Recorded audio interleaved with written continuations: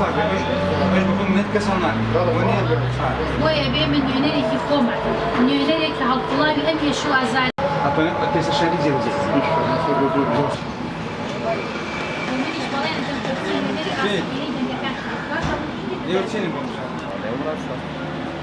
من قبل قالوانين بلي والله دقنا بار والله برو دق بدو او كسكوات ويا خوت ظني شايني وين دق كيف بيبس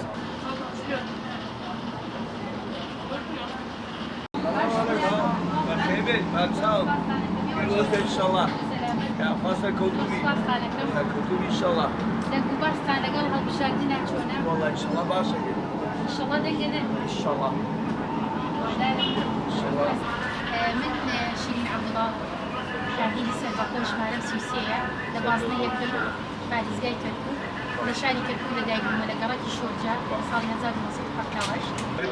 باس ديك باس ان شاء الله نخرب باس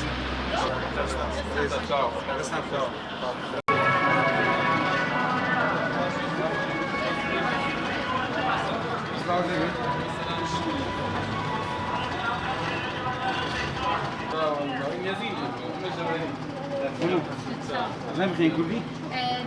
يعني من لقوا معاناة خلق الشركة جاو كتاكين كل الشركة شي بيشو كاسيتشيا رابو بيم كاسيتشيا آية لكيو كاري ويا من هو قاعدين يكسر بطول شي عبد الله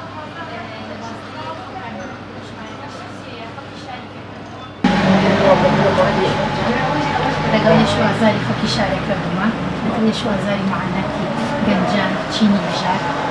بويا لدرجاني أنا حقني عدالتي كأمر وبروي شركة ما نبيته من خومك وكاندي لك سنة شمشان يوادار ميوش أمتنا يببخشن بمن بوي بتواني أوروغي بقيا وبمن يونيريكي خطي وبالين بمن الشاب من يونيريكي راستقينا وفارزالي دم كانت